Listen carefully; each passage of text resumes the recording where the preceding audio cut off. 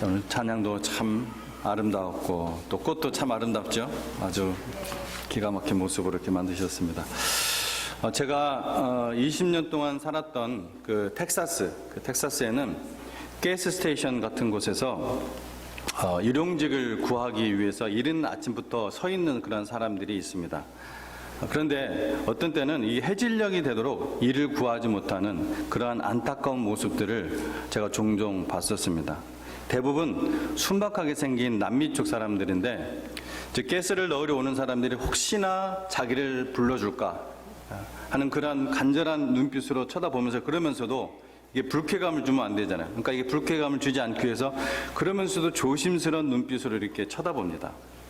저도 한번 그래서 딱 한 사람 어떤 집에 메인테넌스 할 일이 있어서 일꾼을 고용한 적이 있는데 오늘 마태복음 20장에 나온 포도원 품꾼과 같은 그 모습이에요. 너무나 이 모습이 비슷해요.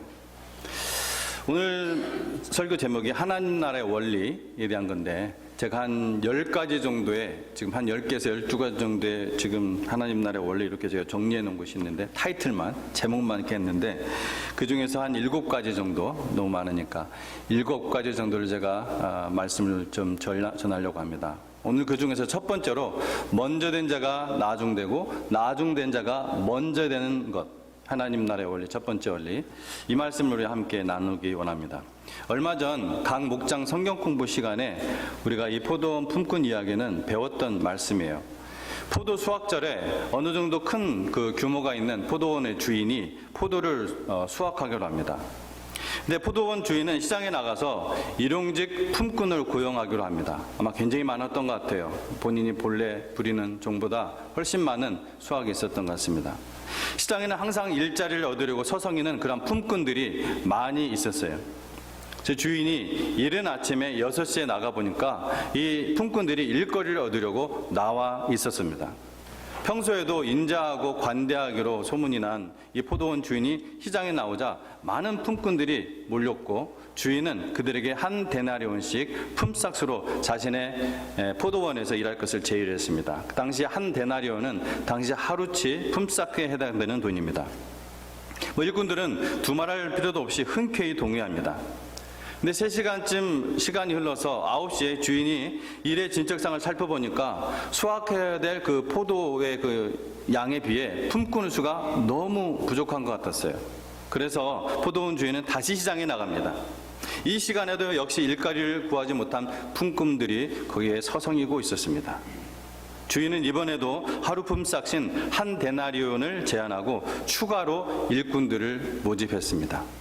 일꾼들은 기쁜 마음으로 이 일을 하기로 합니다. 이와 동일하게 낮 12시에도 그리고 오후 3시에도 주인은 시장에 나가 일꾼들을 고용했습니다. 심지어는 일을 마치기 1시간 전인 오후 5시에도 시장에 나가서 일꾼들을 맞아들입니다. 마침내 하루 일과를 끝내고 하루 노동의 이 대가인 품삯을 나누어주는 시간입니다. 그런데 포도원 주인은 청지기에게 특별한 지시를 합니다. 맨 나중에 온 사람부터 먼저 싹술 주라고 지시를 한 것입니다. 주인은 다분히 의도적으로 이렇게 한 것입니다. 포도원 주인은 먼저 가장 늦게 포도원에 들어와 단지 딱 1시간만을 일한 품꾼에게 하루의 온전한 품삯인 한 데나리온을 지불합니다. 이 광경을 지켜본 다른 일꾼들 입에서는 아마도 와, 과연 뜻대로 정말 자비롭고 인자한 주인이구나 탄성이 터져 나왔을 것입니다. 오후 3시에 들어와 3시간 일한 일꾼도 하루 품삯을 받았고 12시에 들어온 일꾼도 하루 품삯을 받았습니다. 모두들 만족했습니다. 자신이 기대했던 것보다 더 많이 받았기 때문입니다. 자, 그런데 문제는 아침 일찍 와서 일을 한 일꾼들에게 있었습니다. 그들은 처음에 품삯을 받으러 줄을 서 있었을 때만 하더라도 그 약속한 한 데나리온을 받아서 집에 돌아가 가족들과 함께 할 생각에 굉장히 즐거웠을 것이에요. 그런데 상황을 지켜보니까 반나절 일한 사람도 하루 품삯, 3시간 일한 사람도 하루 품삯, 심지어는 단 1시간 일한 사람도 하루 품삯인 한 데나리온을 받는 것을 본 거예요. 모두들 기대 이상의 보수를 받는 것을 보면서 자신들도 아침부터 일찍 와서 하루 종일 일했던 그 자신들도 기대를 가지게 되었어요. 아니, 기대가 아니라 어떤 생각을 하게요? 주인의 공평한 대우, 주인의 공평한 대우에 대한 확신을 가지게 되었습니다. 모두들 하루 품삯의 일을 하지도 않았는데 온전한 품삯을 받았으니까 그와 비례해서 하루 온종일, 오늘 말씀처럼 한낮에 그 뜨거운 열기를 참아가며 일한 자신들은 그보다 더 받는 것이 당연하다, 마땅하다 이렇게 생각한 거예요. 그러나 기대와는 달리 자신들이 실제 받게 된 보수는 그들이 처음에 약속했던 한 데나리온 뿐임을 알게 되자 이들의 불만이 터져나오게 된 것입니다. 여러분이 이 상황에 있었다면, 여러분이 지금 하루 종일 일했던 그 사람들이었다면 여러분은 어땠을 것 같습니까? 아마 이것을 사무총에 내놨다면 아마 엄청난 열띤 토의가 막 벌어졌을 거예요. 아마 분명합니다. 사실상 이것은 상식적으로 생각할 때에도 공평하지 않은 처사예요. 만일 직장에서 똑같은 일을 하는데 누구는 빈둥빈둥 놀다가 1시간만 일하고 누구는 하루 종일 일하고서도 동일한 임금을 받는다면은 그 어느 누구라도 불만을 토로할 거예요. 물론 사실 이 늦게 1시간만 일했던 사람들이 빈둥빈둥 논 사람들은 아니죠. 그때까지 일을 못 구한 사람이죠. 그러나 여전히 여기 있는 사람들처럼 우리도 아마 그랬을 거예요. 이건 공평하지 않은 처사다. 그러나 뜻밖에도 성경의 비유 속 포도원 주인은 이들의 불만을 무시하고 오히려 이렇게 말합니다. 여기서 포도원 주인은 우리 목장 성경 공부 때 누구를 비유하는 거로 얘기했었죠? 우리 하나님, 아버지 하나님. 그 비유의 말씀이에요. 포도원 주인은 이들의 불만을 무시하고 오히려 이렇게 말합니다. 본문 마태복음 20장 13절에 기록되어 있는 말씀이에요. 내가 네게 잘못한 것이 없노라. 내가 나와 한 데나리온의 약속을 하지 않았느냐. 내 것이나 가지고 가라. 내 것을 가지고 내 뜻대로 할 것이 아니냐. 여기까지 듣고 나면은 이게 뭔 소리야? 하는 그런 생각이 듭니다. 이거는 내 돈 가지고 내 마음대로 하는데 네가 뭔 상관이야? 꼬우면 주인이 되든가. 뭐 이렇게 이런 말처럼 들리기 때문이에요. 그렇지 않습니까? 여러분, 이게 성경 속에 있는 그 포도원 주인이 하나님이라고 생각하니까 점잖게 봐서 그렇지, 이거야말로 가진 자의 갑질이 아닌가 하는 생각이 들 정도입니다. 그런데 더 이상한 게 있어요. 더 이상한 것은 이 이야기의 말미에 예수님이 뜬금없는 결론을 내주신다는 것입니다. 그거 뭐예요? 오늘 말씀 제목이에요. 16절에 나오죠. 예수님의 가르침이 이렇게 끝을 맺어요. 이와 같이 나중된 자로서 먼저 된 자가 되고 먼저 된 자로서 나중되리라. 도대체 이 말은 무슨 의미일까요? 그리고 이 말이 앞서 설명한 이 포도원 비유와 무슨 연관이 있을까요? 잘 들으시기 바랍니다. 뭐 일을 할 때는 눈치 보다가 최대한 일을 늦게 시작해라. 그게 이익이다. 뭐 이런 교훈을 주려고 하신 말씀은 당연히 아니겠죠.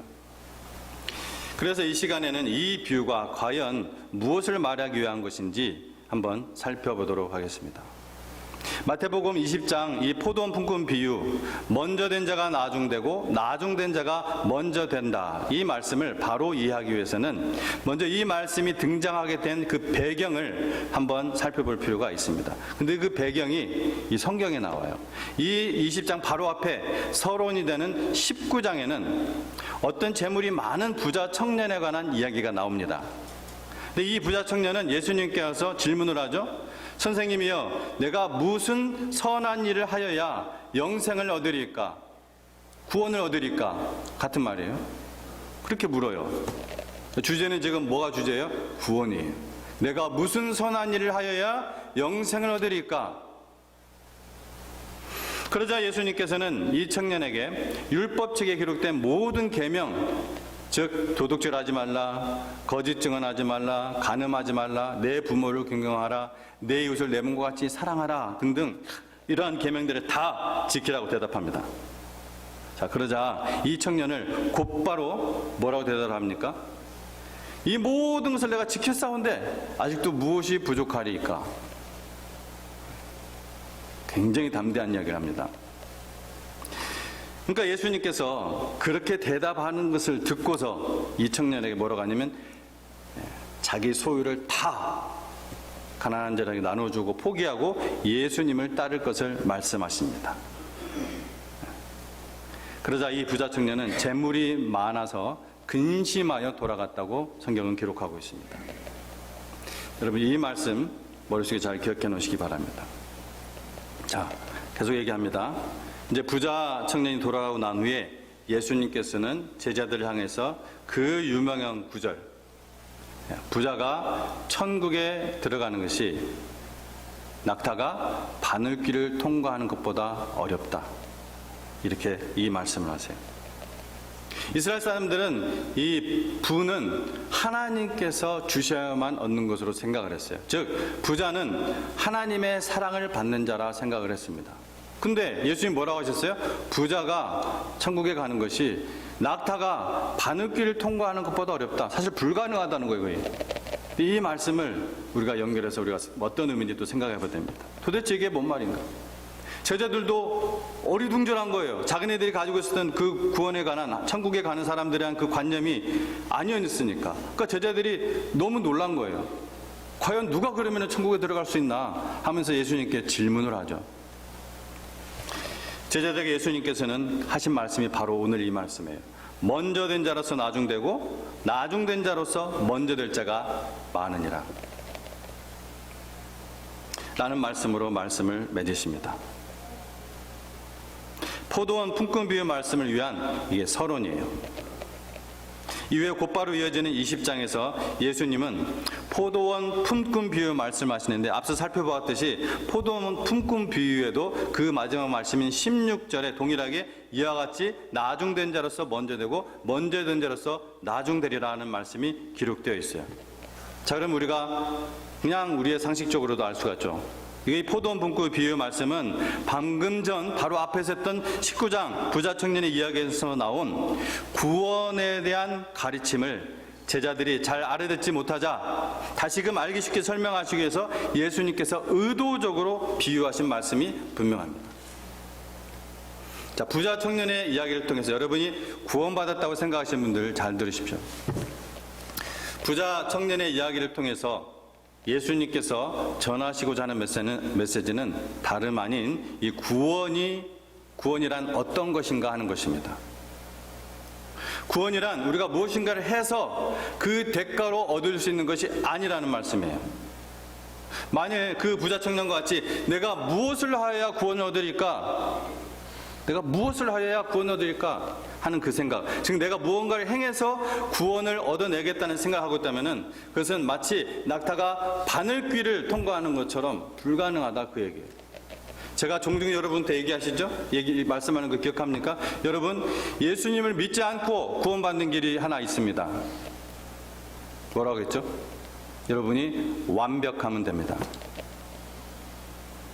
지금까지 살아온 모든 삶이 완벽해야 되고 앞으로의 삶도 완벽해야 되고 여러분 속과 행동 모든 것들이 완벽해야 되고 여러분의 뱃속에서부터 어머니도 괴롭혀서도 안 되고 완벽해야 됩니다. 불가능하다는 거죠, 그것은. 불가능하다는 거예요. 근데 지금 이 부자 청년은 뭐라고 했어요? 내가 무엇을 하여야 구원을 얻으리까? 그러니까 예수님께서 콱 전곡을 찔른 거예요. 네가 갖고 있는 거 다 네 소유를 주고 날 따르라.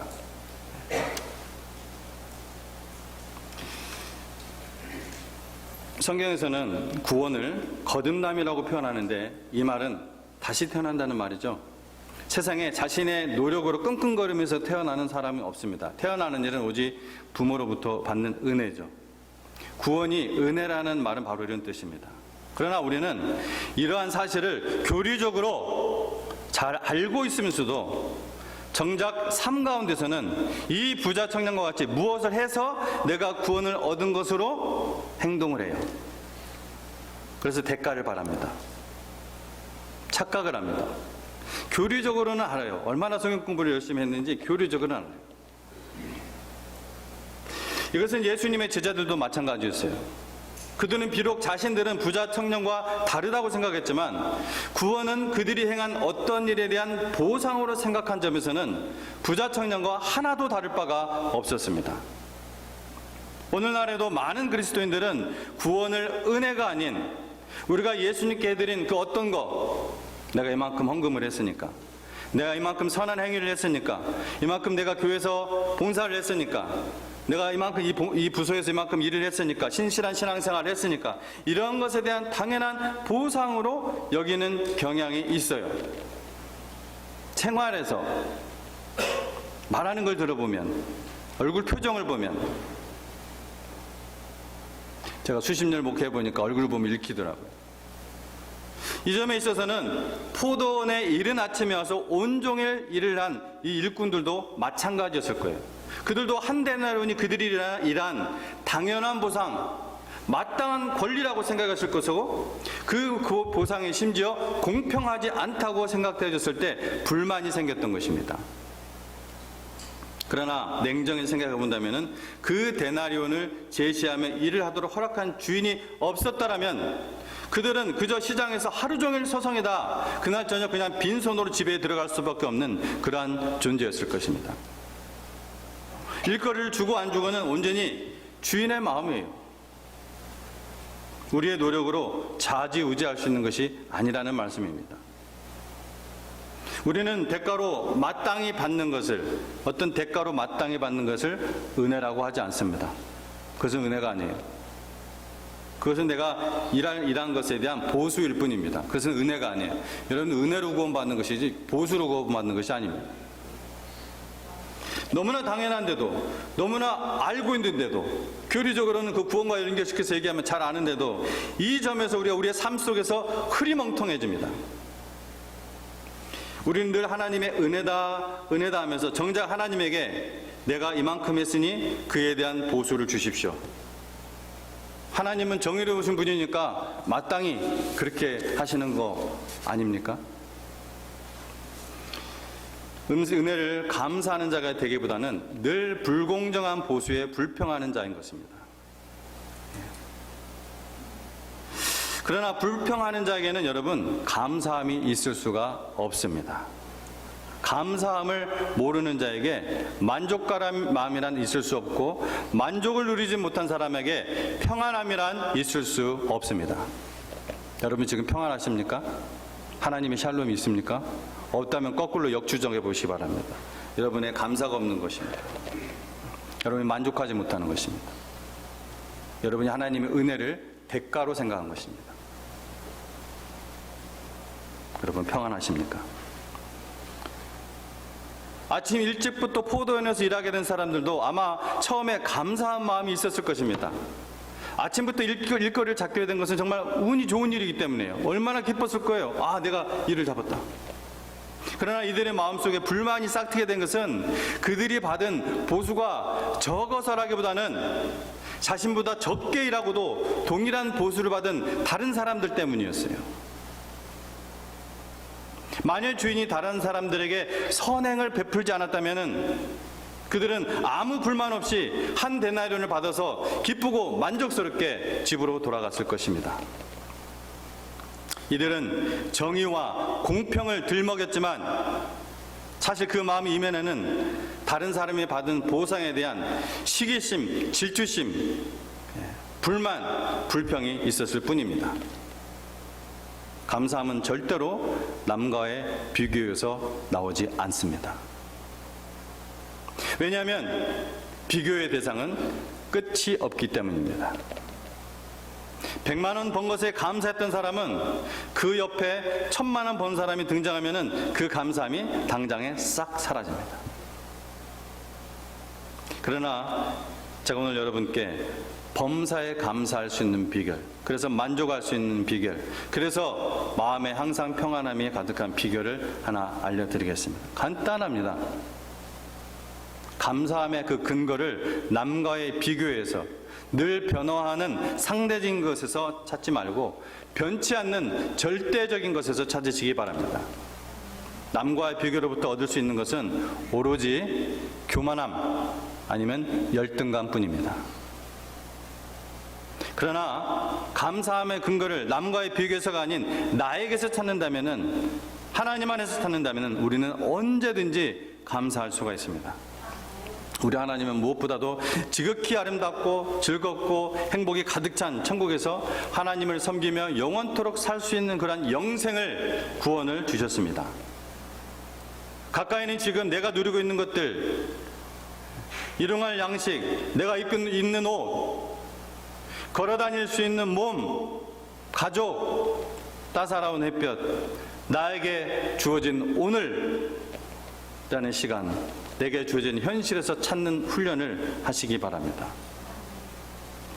처음에는 잘 안 될 겁니다.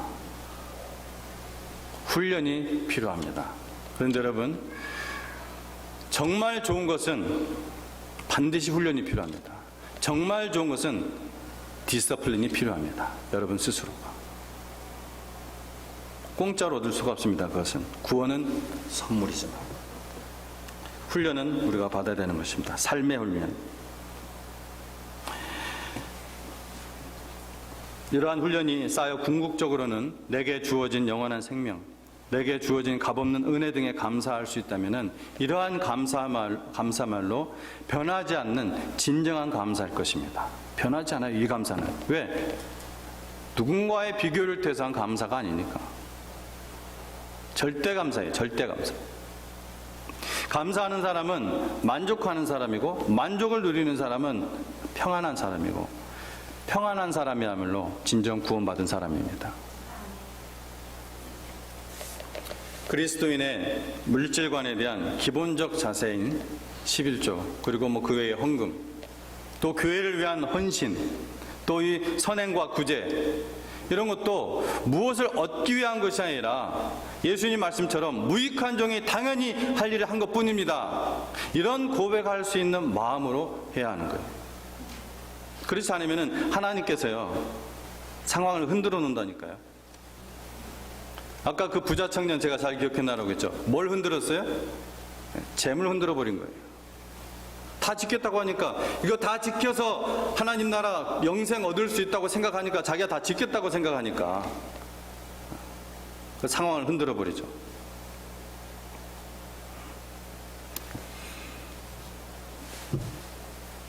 그래서 하나님께서 이러한 상황을 흔들어 놓으면은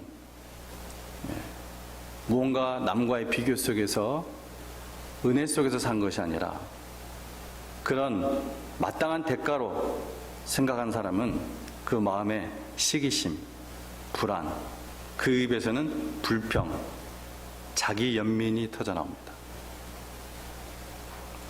그리고 그런 자신을 합리화시키기 위해서 말을 슬쩍슬쩍 흘리면서 동조자를 구합니다.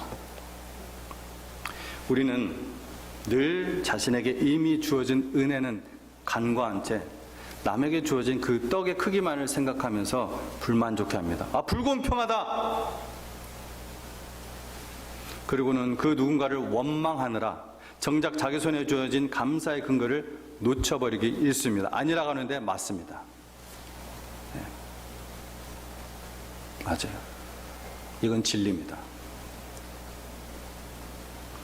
그러니 마음속에 평안함이 있을 수가 없는 것입니다. 성경에는 내내 여러분 이러한 이야기로 가득 차 있어요. 이런 관점으로 한번 봐보십시오. 돌아온, 여러분이 너무나 잘 아는 돌아온 이 탕자, 동생을 사랑으로 반긴 이 아버지의 처사에 대해서 그 형이 어떻게 생각해요? 나는 줄곧 뼈 빠지게 아버지 옆에서 아버지 떠나지도 않고 일만 했는데 나를 위해서는 양 한 마리도 잡지 않던 분이 탕자 동생 놈이 쳐들어오니까, 돌아오니까 암소, 살찐 암소를 잡으시는구나. 아버지께 불만을 품은 이 탕자 형도 마찬가지였던 거예요. 율법도 모르고 제사도 모르는 이 이방인의 구원을 섭리하신 하나님의 자비로움에 불만을 품은 이스라엘 역시 마찬가지였을 것입니다. 이렇게 자신에게 이미 주어진 은혜를 여기지 못하고 자신이 행한 일에 대한 대가요 싹스로 여기기 시작할 때 감사함과 만족함은 사라져 버립니다. 여러 다양한 표면적 이유들이 있어요. 그러나 그것은 심프텀에 불과합니다. 코즈, 원인은 그겁니다. 원인은 그거예요. 그래서 여러분이 그런 상태에 있을 때 피하시면 안 돼요. 나는 다른 이유. 다른 이유도 결국 원인은 그거예요. 하나님의 자기에게 주어진 은혜를 여기지 못하기 때문에 감사함이 없는 것이고 불평한 일들이 잔뜩 생기는 거예요. 평안함이 없어요. 지금 성경의 포도원 품꾼 비유를 통해 우리에게 말하고 싶은 것은 바로 이것입니다.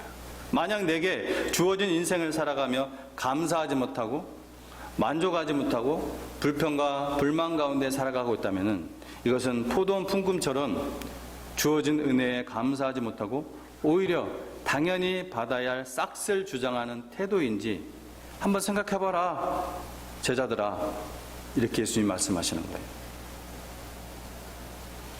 대가를 요구하는 사람에게는 언제나 만족함이 없습니다. 자신이 은혜를 입은 자라는 것을 깨달은 사람은 그 은혜 때문에 늘 감사하고 만족합니다.